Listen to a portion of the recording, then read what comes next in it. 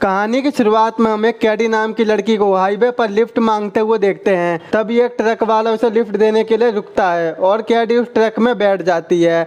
आगे जब कैडी उस ट्रक ड्राइवर के साथ जा रही होती है तो वो ड्राइवर कैडी को टच करने लगता है। इस पर कैडी उसे कुछ नहीं कहती। ये देखकर वो ड्राइवर ट्रक को साइड में रोककर कैडी के करीब आने की कोशिश करता है। इस टाइम भी कैडी उसे कुछ नहीं बोलती, लेकिन तभी वो ड्राइवर के जूते लेके वहाँ से भाग जाती है, जिसे देखकर वो ट्रक ड्राइवर कैडी पर बहुत गुस्सा होता है। थोड़ी दूर जाने के बाद कैडी को एक घर दिखाई देता है। वो उस घर की ओर जाने लगती है। दूसरी तरफ हम उसी घर के मालिक जेस को देखते हैं। जब वो घर आता है तो वो अपने घर के बाहर कैडी को बैठा हुआ देखता है और उसे देखकर वो पूछता है, तुम कौन हो और यहाँ पर क्या कर रही हो? लेकिन कैडी उसका जवाब देने की बजाय उससे फ्लर्ट करने लगती है। आगे उन दोनों की बातों से हमें पता चलता है कि जेस की बेल नाम की एक बीवी थी जो कई सालों से उसे छोड़कर किसी आदमी के साथ भाग गई थी। उसके बाद कैडी जेस को अपना नाम बताते हुए कहती है कि मैं तुम्हारी बेटी हूँ, और ये कहकर वो घर के अंदर चली जाती है।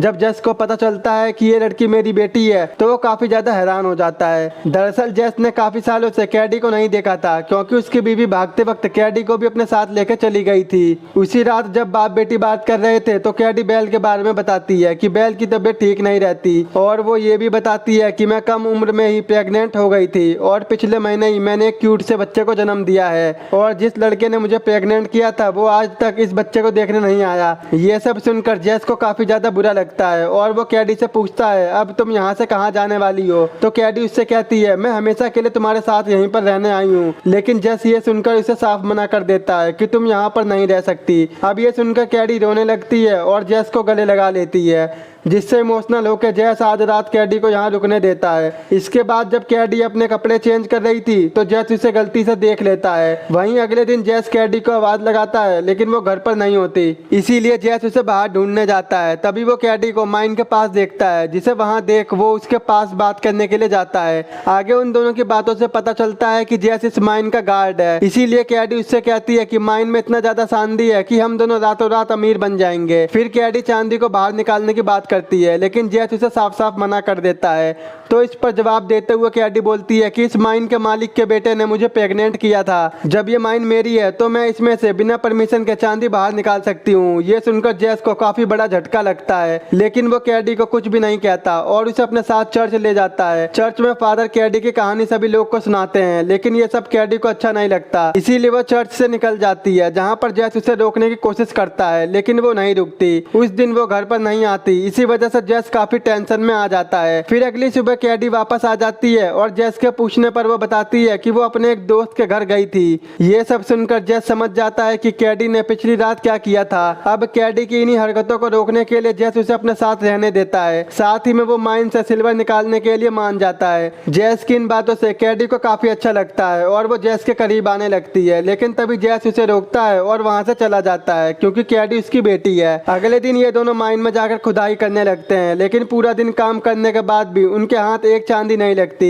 घर आकर कैडी बहुत थक जाती है और वो सीधे बेड पर आकर लेट जाती है, जिसे देखकर जेस उसे गर्म पानी से नहाने के लिए बोलता है। ये सुनकर कैडी उसके सामने ही कपड़े उतारकर बाथटब में बैठ जाती है और जेस को अपनी पीठ पर मसाज करने के लिए बोलती है। वहीं मसाज के दौरान दोनों करीब आ जाते हैं, लेकिन इस बार भी जेस खुद को रोक लेता है और कहता है कि ये सब करना गलत है। अगले दिन वो दोनों फिर से माइन की खुदाई कर रहे होते हैं और इस बार उन्हें ढेर सारी चांदी मिल जाती है, जिसे वो बाजार में बेचने की बात करते हैं। आगे जेस और कैडी चांदी बेचने के लिए बाजार जाते हैं, जहां पर कैडी कपड़े खरीदने के लिए एक शॉप में जाती है। जब जेस चांदी बेचकर वहां पर आता है तो शॉप की ओनर उसे बताती है कि कैडी सामने वाले क्लब में गई है। अब जेस उस क्लब में जाता है, जहां वो देखता है कि कैडी किसी अनजान आदमी के साथ डांस कर रही है। थोड़ी देर डांस करने के बाद कैडी एक लड़के के साथ बाहर जाने लगती है, लेकिन जेस उसे रोक लेता है। यहाँ पर कैडी जेस से कहती है, मुझे कुछ ऐसा चाहिए जो तुम मुझे नहीं देना चाहते। ये सुनकर जेस समझ जाती है कि कैडी ऐसा क्यों कर रही है, इसीलिए वो कैडी से कहता है कि तुम जैसा कहोगी मैं वैसा ही करूंगा।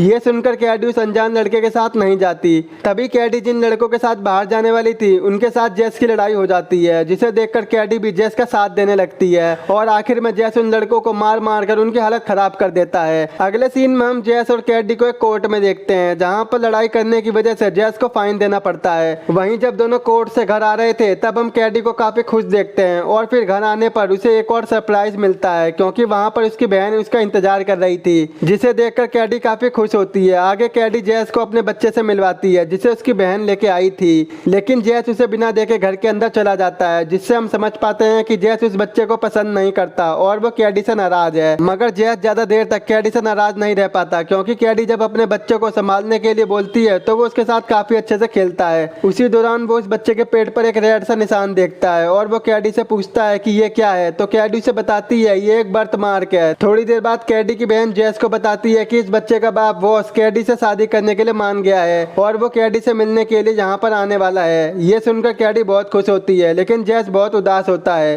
अगले दिन वॉस कैडी से मिलने आता है, तब कैडी उससे गुस्सा होने का नाटक करके बोलती है कि मुझे तुमसे शादी नहीं करनी और तुम यहाँ से चले जाओ। कैडी को गुस्से में देखकर वॉस उसे मनाने लगता है और अब कैडी भी मान जाती है। वहीं पर कैडी वॉस को जैस से मिलवाती है। वॉस जैस से पूछता है क्या मैं तुम्हारी बेटी से शादी कर सकता हूँ, जिस पर काफी सोचने के बाद जैस उसे हाँ का जवाब देता है। उसी रात वॉस कैडी को बताता है कि हम दोनों अगले 2 दिन में शादी करेंगे, क्योंकि उसके पेरेंट्स ऐसा ही चाहते हैं। तभी उन लोगों को एक ट्रक के आने की आवाज सुनाई देती है, जिसे सुनकर जैस तुरंत अपनी गन लेके बाहर आ जाता है। तभी उस ट्रक से एक मोक नाम का एक आदमी आता है। दोस्तों, मोक वही आदमी है जो कई साल पहले जैस की बीवी को भगा के ले गया था। दरअसल वो यहाँ पर जैस की बीवी बेल को यहाँ पर लेके आया था, क्योंकि वो काफी बीमार थी और कुछ दिनों में वो मरने वाली थी। इसीलिए वो मरने से पहले अपने पूरे परिवार को देखना चाहती थी। आगे सब एक एक करके बेल से मिलने अंदर जाते हैं और जब मोक अंदर आता है तो बेल उसे मारने के लिए एक पिन बाहर निकालती है। तभी बाहर सभी लोगों को अंदर से चिल्लाने की आवाज आती है, तो सभी लोग भागकर अंदर जाते हैं और वो बेल को जमीन पर मरा हुआ देखते हैं। वहीं पर मोक उसे समझाने की कोशिश करता है कि उसने ऐसा जानबूझकर नहीं किया,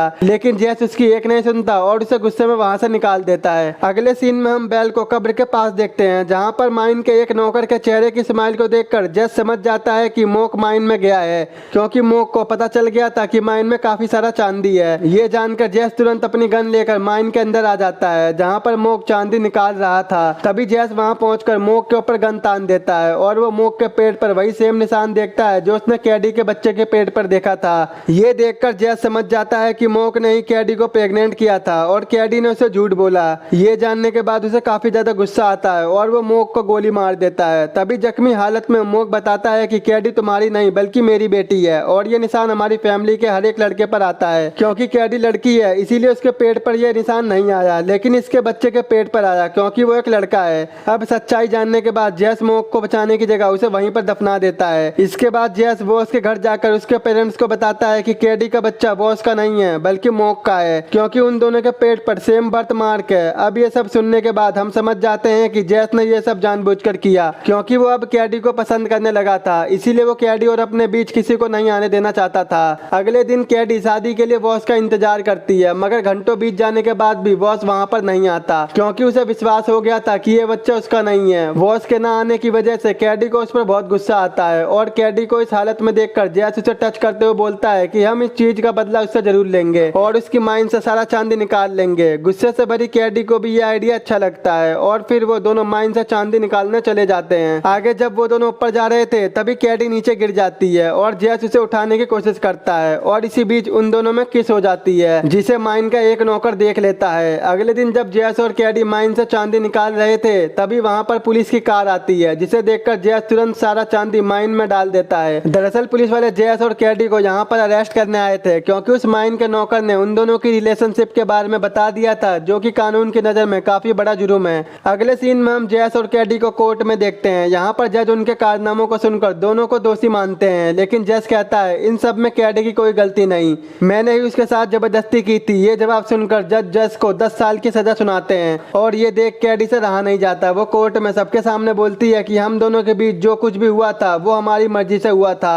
अब ये सुनकर जज कुछ कह पाते इससे पहले जज बोलता है कि कैडी मेरी बेटी नहीं बल्कि मोक की बेटी है, जिसे साबित करने के लिए वो जज को कैडी के बेटे के पेट पर निशान को दिखाता है, जो कि सेम माइन के नौकर के पेट पर था और वो निशान उसके पेट पर इसलिए था क्योंकि वो मोक का भाई था। अब ये देखने के बाद जज को विश्वास हो जाता है कि कैडी जैस की बेटी नहीं है, इसलिए जैस ने कैडी के साथ रिलेशन रख के कुछ गलत नहीं किया, इस वजह से उन दोनों के कोई सजा नहीं होती। वहीं कोर्ट से बाहर आने पर बॉस कैडी को बताता है कि जैस ने मेरे घर आकर बताया था कि ये बच्चा मेरा नहीं मोक का है, इसीलिए मैं उस दिन शादी के लिए नहीं आया। अब ये सुनकर कैडी समझ जाती है कि जैस ने ये सब उसके साथ रहने के लिए किया था, इसीलिए वो जैस के पास जाकर बोलती है कि मेरे बच्चे के फ्यूचर के लिए यही अच्छा होगा कि कि मैं जैस से शादी कर लूं, लेकिन जैस को ये बिल्कुल अच्छा नहीं लगता। लेकिन काफी देर सोचने के बाद वो उसे हाँ कर देता है और यहीं पर इस मूवी का एंड हो जाता है।